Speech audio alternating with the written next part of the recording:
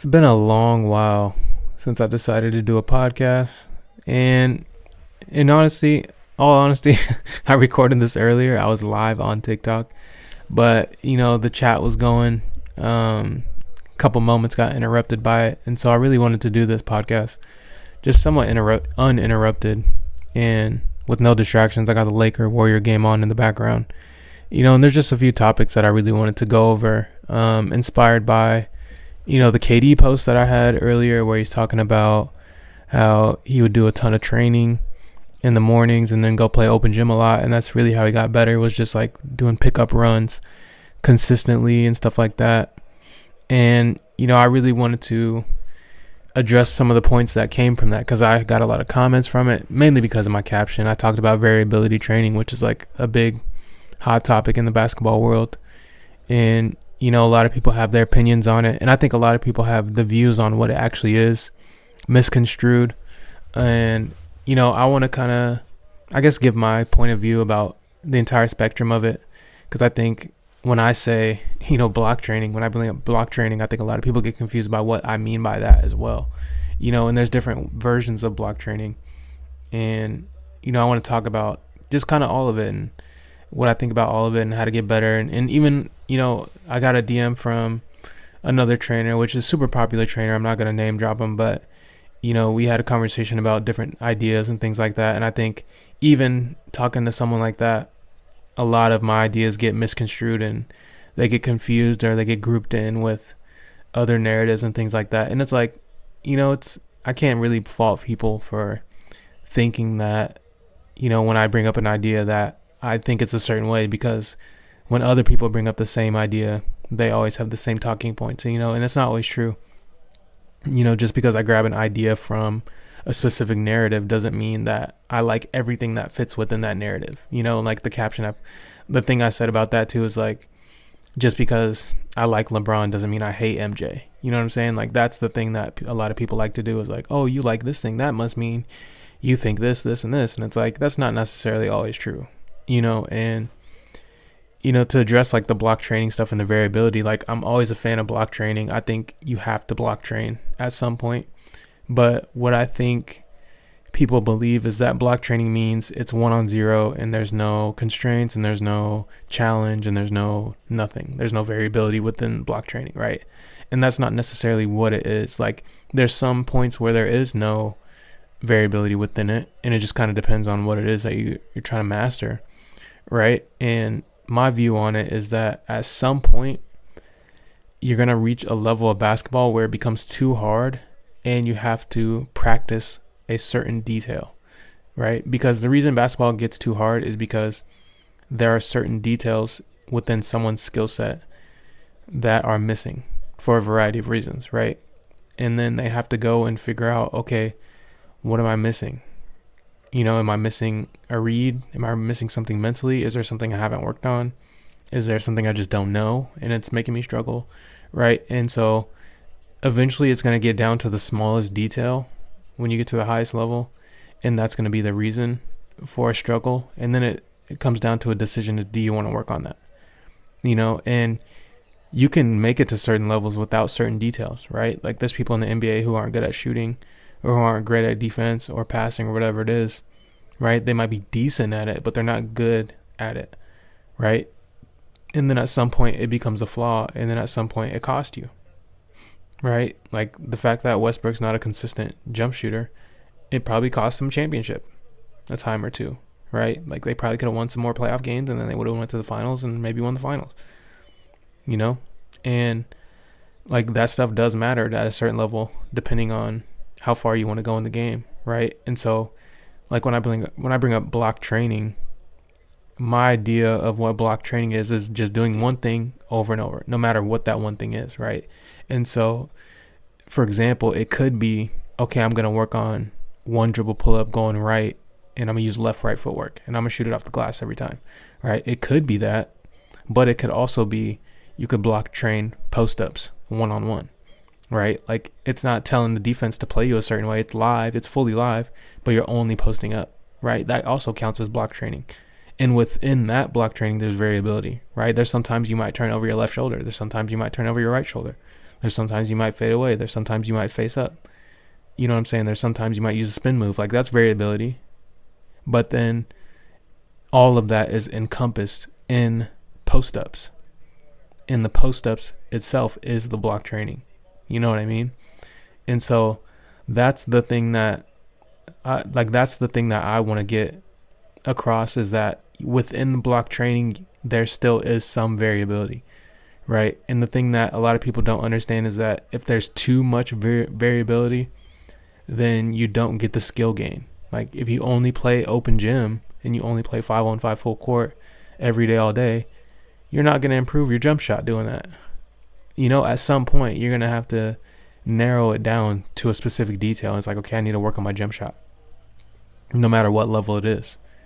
You know what I mean? It might only be specific shots. You might only be able to make threes. Like, sometimes threes are easy and then pull up mid-range. So you might be able to make three-pointers, but you can't make a pull-up mid-range. Playing open gym every day isn't going to fix your mid-range. So you got to narrow down the details. Like, okay, I'm going to work on my dribble pull-up. And then when you go back to playing and you go back to 5-on-5, then you can implement that skill. And it's like, okay, my pull-up jumper got better because I block trained it.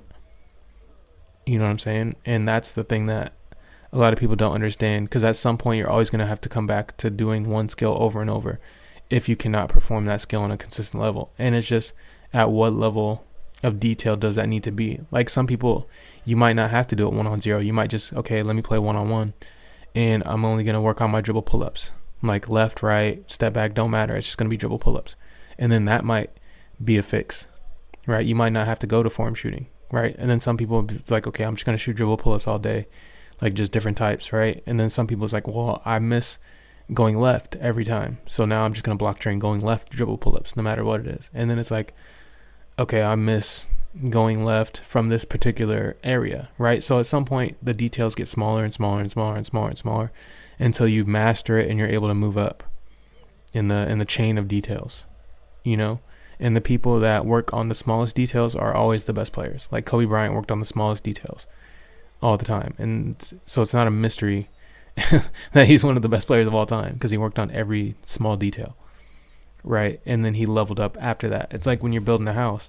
It's like, yeah, I can build a structure that can stand up, but the wind's going to blow it over if you don't focus on the details, right? It's still a house. You can still sleep in it. You can sleep in a tent, right? But that tent is missing details that protect you from certain situations. It's to protect you from bad weather, right? It's like, but if you live in, you know, Florida and it's nice all the time and you're in an area where it never rains or something like that, okay, you might be all right.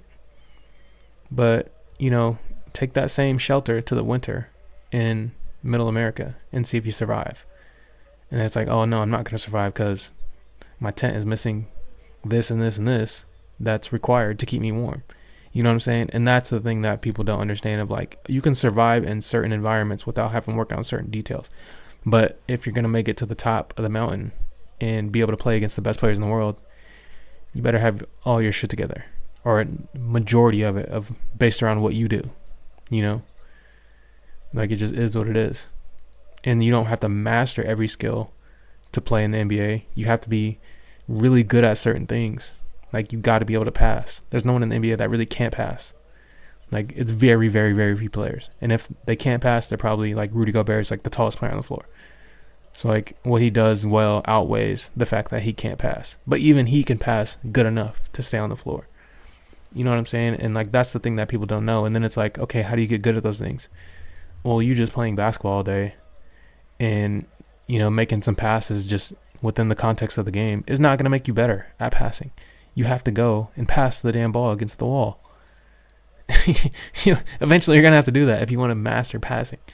Like, and that's the thing that a lot of people don't understand, is like, eventually you're going to have to block train something to master it, because you need to build the motor habit, right?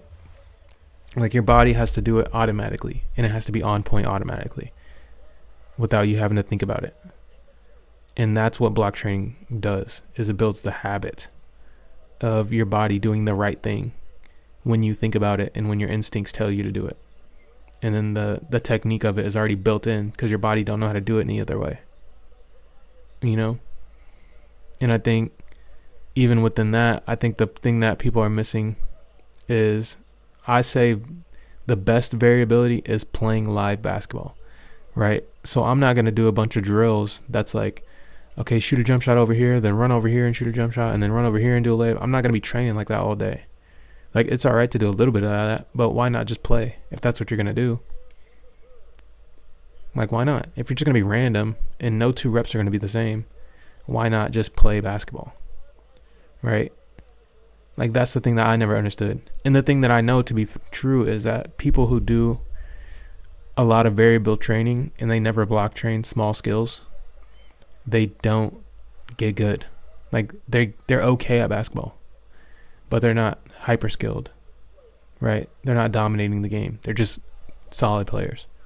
And then those players always fall off. That's the thing that always happens. Like, that's the thing that people don't understand. It's like those players that never lock in on a skill one by one and master their jump shot and then master their left hand and then master their right hand and master their dribbling by blocking it out and doing it over and over. They fall off. It always happens.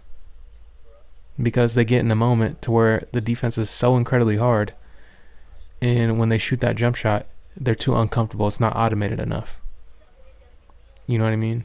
Like, you're going to have to automate it at some point. It just is what it is. And the only way to automate something is to do it over and over and over and over.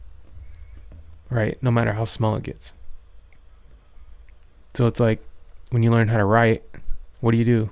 You write the letter A a billion times until you get good at writing the letter A. And the same with the letter B and the same with the letter C. You don't just start out writing a bunch of stuff and then your handwriting gets good. It doesn't work like that.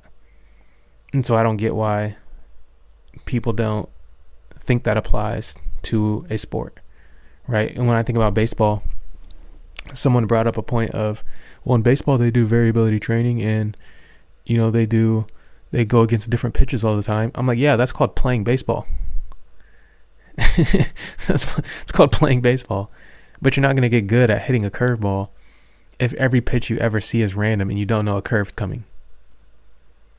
Right? Eventually you're going to have to hit 100 curveballs in a row and get good at seeing the pattern of what it looks like. And then when it's variable, then when you play and you're like, you see a curveball, you know what the pattern of a curveball looks like because you've seen it 1,000 times. And then when it is variable and it is random, you can hit it. Like that. Like, to me, it logically just makes sense. Right? Like, when I go to school, I'm not in one class doing 10 subjects. I never get a piece of paper and the first question's in Spanish and the second question's math and the third question's history. I've never in my life got a piece of paper like that. Right? I go to math for 55 minutes and I block train math. That's how I get good at math. I go to English for 55 minutes and I block train English and I get good at English. Right? Now, again, this goes back to my other point. Within that, there are variables. So in English, you might have to write. You might have to read. You might have to do grammar. You might have to do spelling. Right? But it's all English. And that is my point. Right? And even when it gets that granular, when you do grammar for 10 minutes. You're not jumping around all over the place. Right? Within that 1 hour class of English, you do 10 minutes of grammar, 10 minutes of writing, 10 minutes of spelling. Right? And then when you get a test, you get a spelling test. Or you get a grammar test. Right? Or you get a writing test. So eventually it has to be blocked out. It just is what it is. And then when I say that, I'm not against variable training. Because again, I'm going to say this again. Variable training comes from playing the game. The game is random. You don't tell the defense, hey, guard me like this. They guard you however they want to guard you, and you figure it out. But guess what? If they decide, I'm going to press them full court, and you've gone against a press defense 10,000 times over the last week, you're probably going to beat that press. It's probably going to be very easily because you've seen it 10,000 times. It's like, oh, I worked on getting pressed 10,000 times last week. So this person decided to press me today. Well, I have an answer. Right? Because you consistently went over that. And so like that's all it is, right? And so when I bring up block training, or I bring up work on the basics, or I bring up work on fundamentals, people always revert to, oh, well, I can't have constraints, or it's gonna be easy, or it's gotta be this, or there's no defense, or it's 1-on-0. No, I didn't say that. I never said that. Not one time did I ever say that. You know, it's just you got to do the thing over and over, right? And sometimes you got to break it down. If you struggle, break it down more. If you struggle with that breakdown, right? So if we're playing 2-on-2 and you're getting open and you can't get open, okay, I got to break that down. What's the technique of getting open? You work on the technique. And it's like, okay, I can't do it live. Okay, let's walk through it. This is the technique. Let's do it 1-on-0.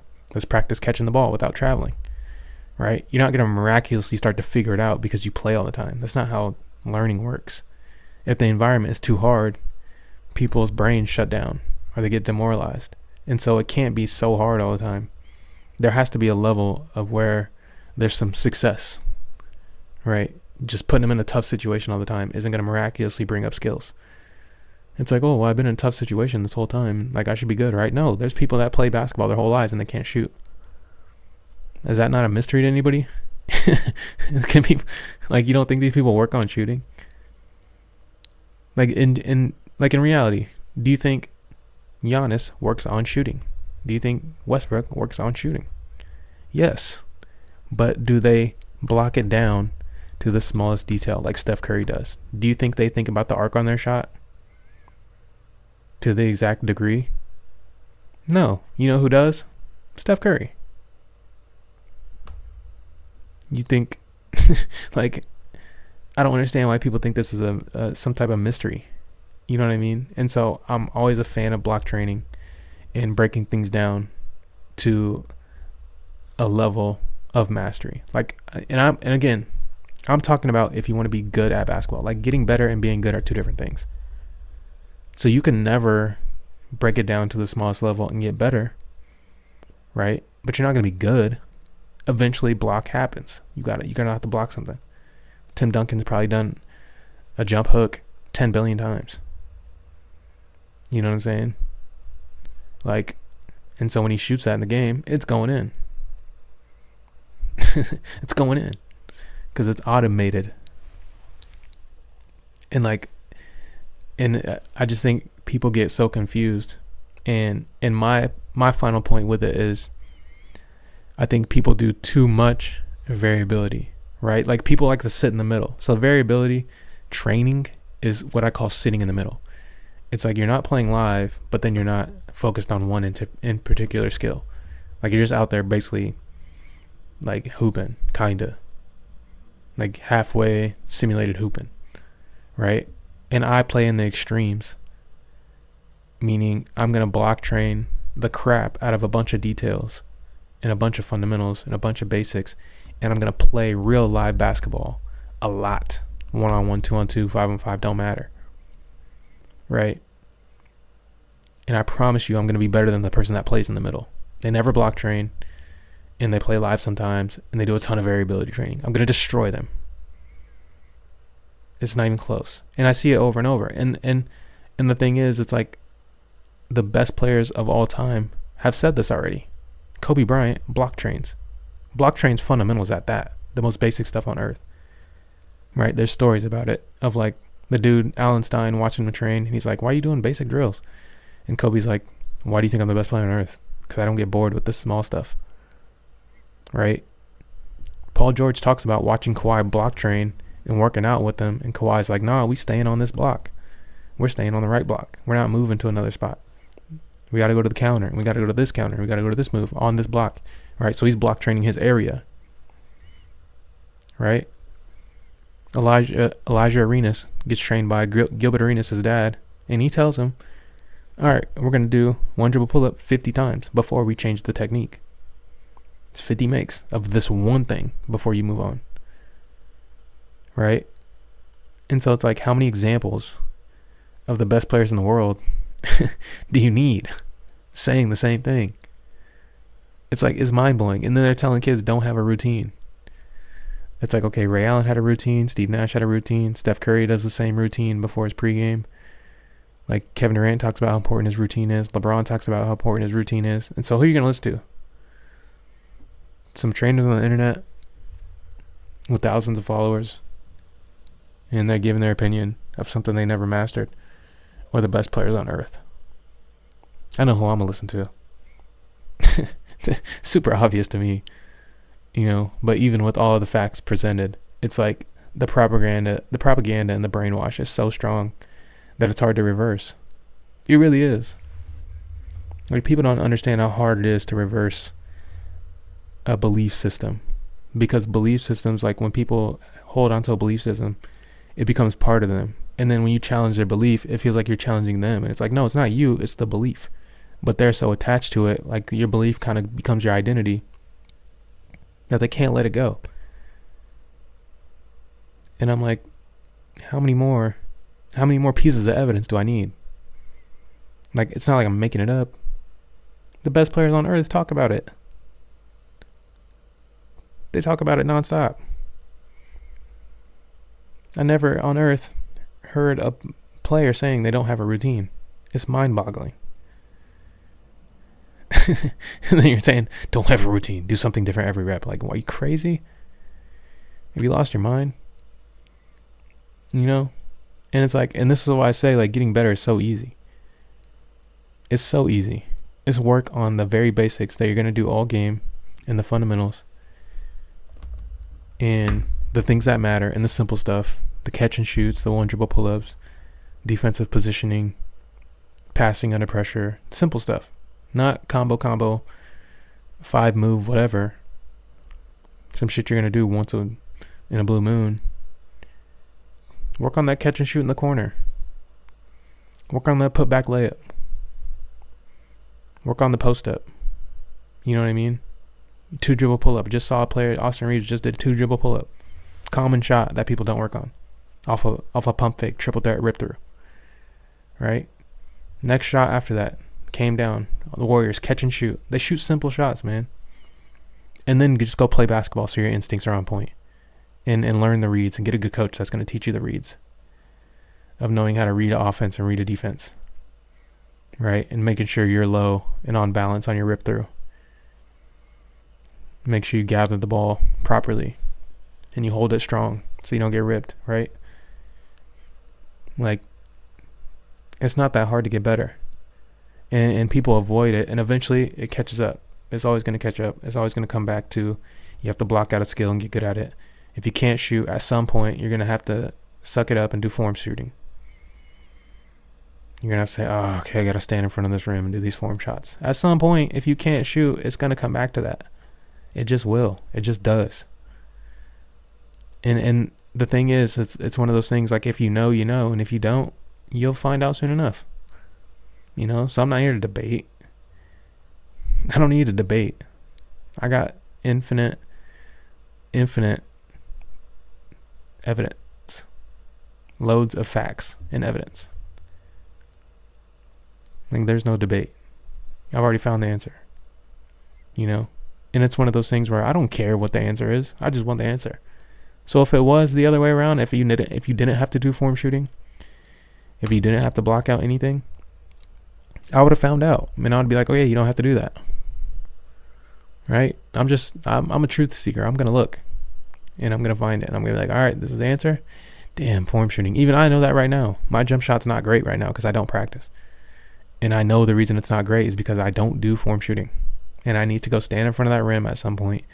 And if I want to be a good shooter ever again in my life, that's where it's going to start. And I can't just walk around shooting random jump shots. I know that to be true. And at some point, I'm going to have to face that if I want to become a jump shooter again. It just is what it is. It's like, that's why I don't believe getting better is that hard. It's mentally hard to accept the facts. Right? Or it's just you don't know the facts. But once you find out, you're like, damn, this is it. And then when you actually implement it, you're like, damn, this is it. This is all I got to do. Dang. This is great. You know what I'm saying? But I'm just going to look for the answer. Right? And I think that's what makes good trainers, is like looking for, being able to find the answer no matter what it is. And on an individual basis.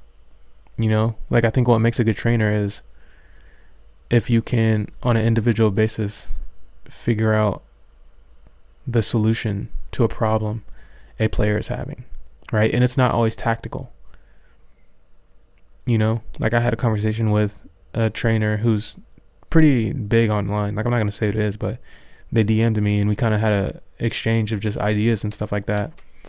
And the thing I said, his idea was that trainers don't matter.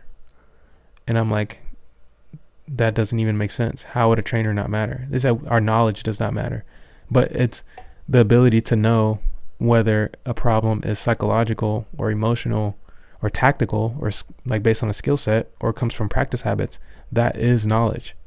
Like knowing the ability to spot the reason for someone's struggles is knowledge, because some coaches will always say it's a problem of practice. Oh, you just got to practice like this, or you just got to do this drill, or you just got to do this thing, right?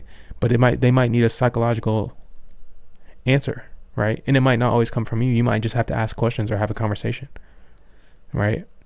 Or you might have to go look someone up, or you might have to be smart enough to refer them to someone else, right? Like I do that all the time of like, okay, I think you should go see this person about it, or I think you should go to, like, I'm solid at figuring out problems when it comes to the body and strength and, you know, flexibility or whatever it is, or injuries, right? But there's comes a point where I told someone, I'm like, okay, you should probably go get that looked at, because like I'm trying to help you, but at the end of the day, if you can go see somebody that's knowledgeable about certain things, you should go do that. I'm smart enough to do that. That is knowledge within itself, is knowing what answer to give. And so I think the knowledge that a trainer has is like paramount, because some people don't have the knowledge or the wisdom to do that. They're just like, oh, just ice it, right? There's times I went to, before I got my knee surgery, I was going to the trainer and they're like, oh, you just got tendonitis. You got tendonitis. And come to find out, I got an MRI and I had calcification and had to get surgery. And it's like, bro, the shit was not tendonitis, you know, right? And so the knowledge that that person had mattered at the time. They didn't have the knowledge to tell me to go get an MRI and to know that it's not tendonitis and that it's something else, because there's different symptoms or whatever it is, right? It's like 1 minute I could run and then 1 minute it was hurting. Is because of the calcification that built up was moving around and it was aggravating one area. But then if I ran a certain way, it would move back and then it wouldn't bother me because it wouldn't be stressing out my patella, right? That's not tendonitis. You know what I'm saying? But the lack of knowledge did not, you know, the lack of knowledge kind of, it didn't give me an answer, like, because the trainer lacked knowledge. And so the knowledge that trainers have 100% matters, right? No matter what it is. It's not always tactical. You know, I could see two people have the same problem of they can't make jump shots, but for totally different reasons. One player, it's psychological. It's like, oh, they're afraid of this or that. There's another player, oh, you don't have the right practice habits. Oh, your technique's bad, right? But that's what makes trainers good, is do you know where the problem stems from? Or do you even know how to find where the problem stems from? Do you know what questions to ask, right? When you ask them, do you say, is it uncomfortable? Are you thinking about something? Like, how much do you practice? What's your rep count? How many days do you go to the gym? What are you thinking about in the game? What's your coach say when you shoot the ball? What's your mom say when you shoot the ball? Do you know to ask that stuff? That counts as knowledge. And then when they give you feedback or you have the conversation, do you then know the solution? That also counts as knowledge, right? Do you know that it's a long-term fix and not some drill? You can just say, do this drill, right? There's other people's jump shot I fixed. I'm just like, you need more arc on your shot, right? She didn't have no psychological problems.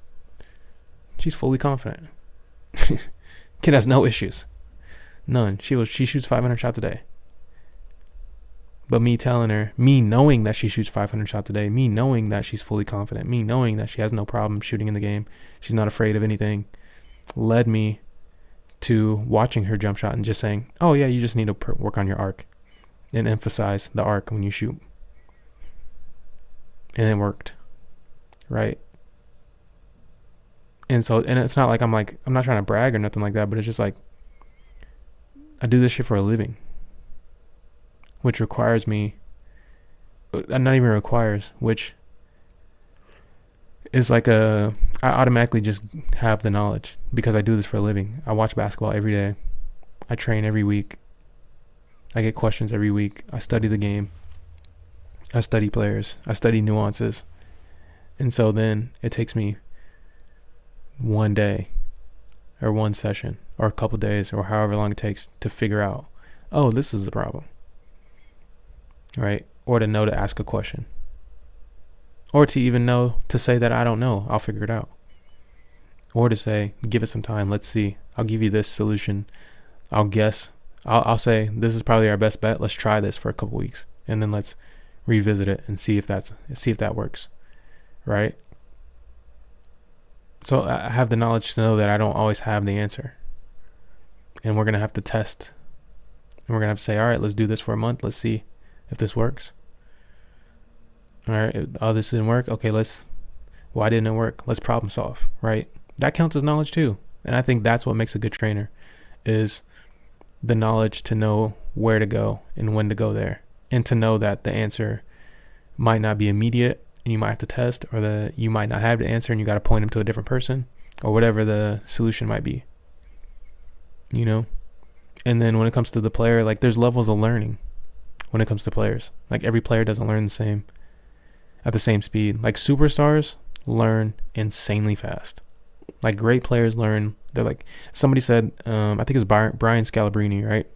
He said when you work with Cooper Flagg, I want to say it was him. It might have been someone else. But he said the reason Cooper Flagg is so good is because he's a computer. Like, you show him something one time and he's already got it. Like, and so when it comes to training, like, that player probably got to block train certain things. They don't got to block train reads, right? They're still going to have to block train their skill, but it might not be as much as someone else. They might have to do 1,000 when someone else has to do 10,000 and someone else has to do 5,000. You know what I'm saying? It might take them the week to get that footwork down.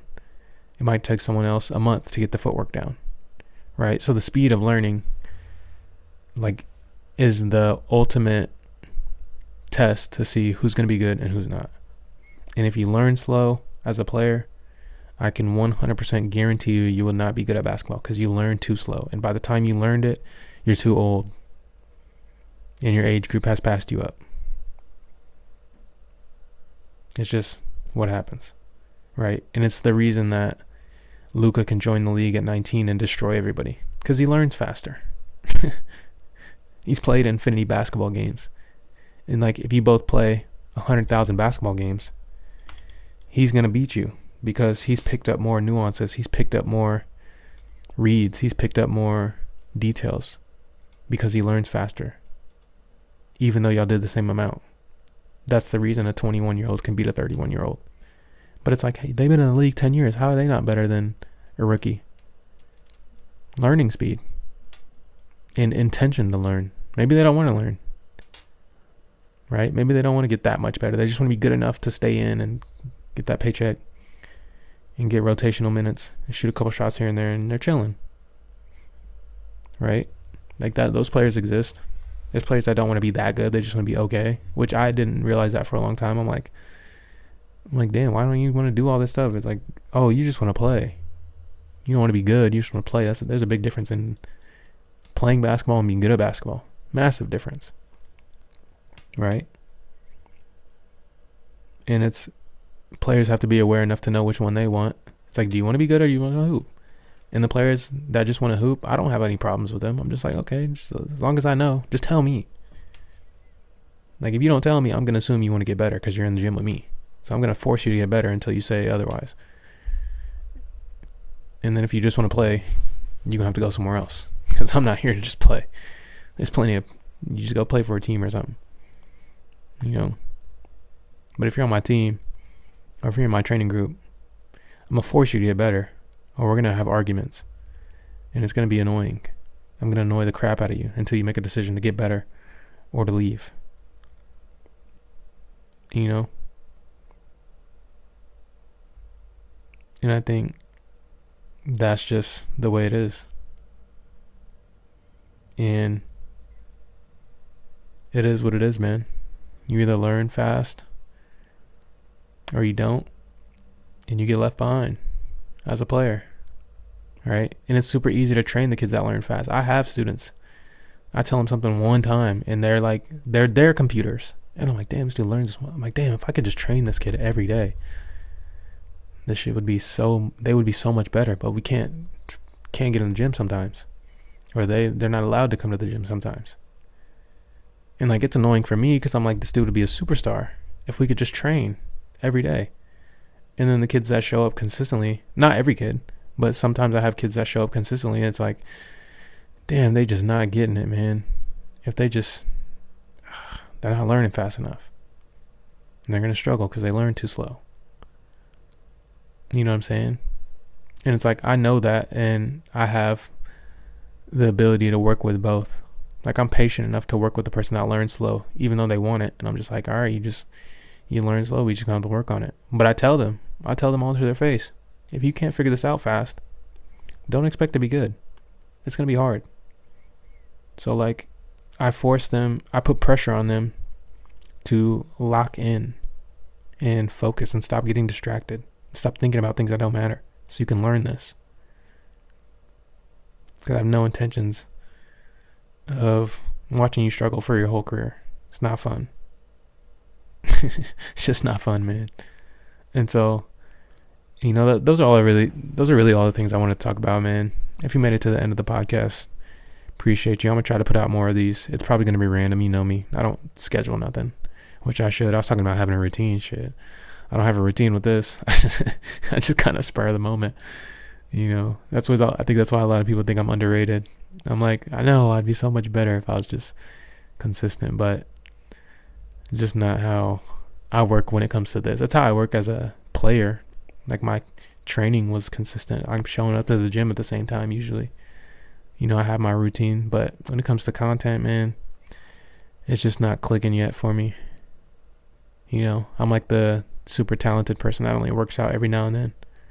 Like, that's who I am in the content space. The trainers that you guys put me in the category with, And I always say, I'm not a trainer, man. I'm really a teacher. I'm more than a trainer in my mind. Like, I'm way closer to Rick Pitino and Gino Auriemma and Coach K than I am to like Drew Hanlon and Chris Brickley or whoever else. I'm so much closer to the sideline coaches than you think, But it's like Drake, you know what I'm saying? Like, Drake really is an R&B pop guy, but he can rap. And he can rap better than a lot of rappers. And so I'm the same way. Like, I'm really a coach. I'm really a sideline strategy guy, team practice guy, coming from a coaching perspective. But I can train. I can develop better than a lot of guys who focus only on that, Not in like a cocky way, just is what it is, man. I don't have to justify the confidence I have in myself. I don't think you should either. If you got confidence in yourself, it is what it is. Just roll with it. Oh, and by the way, before I abruptly get off this podcast, free masterclass. I should say, this has been made for a long time, but a one-on-one masterclass as far as one-on-one offense and how to attack one-on-one in a game, and then one-on-one defense, how to guard somebody and stay in front and get stops. So that's free. Just go to grandmasterhoops.com/free. Just type in your email. It'll get sent to you right away. Super good. And dribbling mastery coming out May 1st. So look forward to that. I haven't talked about it too much, but I'll start to talk about it here and there. But yeah, man, go on there, get the free stuff. You will enjoy it. And then dribbling mastery, May 1st.